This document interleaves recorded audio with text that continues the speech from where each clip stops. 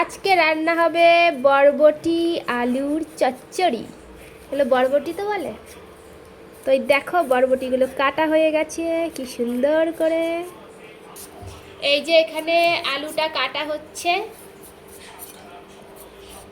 সকালের রান্না আজকে এটা। তো দেখো কাটা কমপ্লিট হয়ে গেছে। তো আলু অল্প দেয়া হবে, আলু বেশি খাওয়া ভালো না। এইদিকে ভাতটা বসানো হয়ে গেছে। এই যে আজকে গামলায় ভাত বসানো হয়েছে। এই দেখো এই উচ্ছেগুলো ভাতে দেবো, কারণ উচ্ছে ভাতে খেতে আমার খুব ভালো লাগে। আমার আর মার জন্য দেয়া হলো 1 2 3 4 5 6 6টা উচ্ছে ভাতে। এই দেখো কড়াইতে তেল দেওয়া হয়ে গেছে। তো এখন চচ্চড়িটা রান্না করা হবে।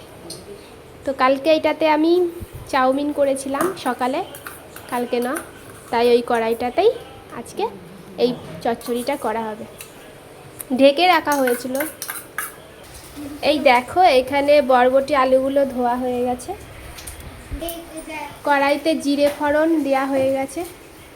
এখন এটা ভাজা হবে ভালো করে।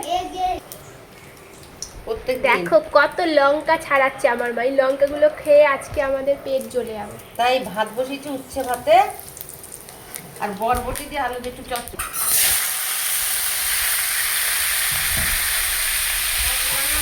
তেলের মধ্যে চাপাং করে দেওয়া হলো বরবটি আর আলুগুলো। এবার এটাকে ভালো করে নেড়ে নিতে হবে। এখন এটাকে ভালো করে নেড়ে নিতে হবে। এবার দিয়ে দিয়েছি পরিমাণ মতো হলুদ, এবার দেওয়া হবে নুন,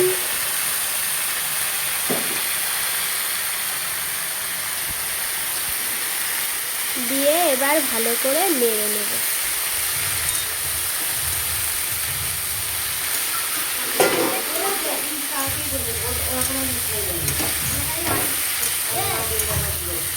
তো এটা একটু ভালো করে কষে নিই, তারপরে তোমাদের সাথে আবার শেয়ার করছি।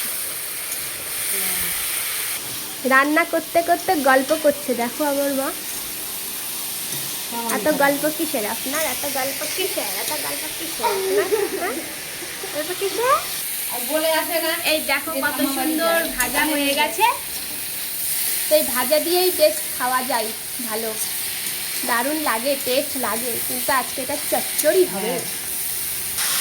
এবার এখানে ওয়াটার দিয়ে দেওয়া হচ্ছে যাতে সাঁতার কাটা যায়, ঠিক ততটা ওয়াটার দিতে হবে। আর এদিকে ঈশানী রান্না করছে। আজকে আমার বাবা বলেছে ঈশানীর হাতে রান্না খাবে। আপনি তো ভালোই রান্না শিখে গেছেন ম্যাডাম। তো দেখো কালারটা কত কত জল দিচ্ছে দেখো। সেদ্ধ হবে তো। আমি রান্না করে দিচ্ছি। চল চল।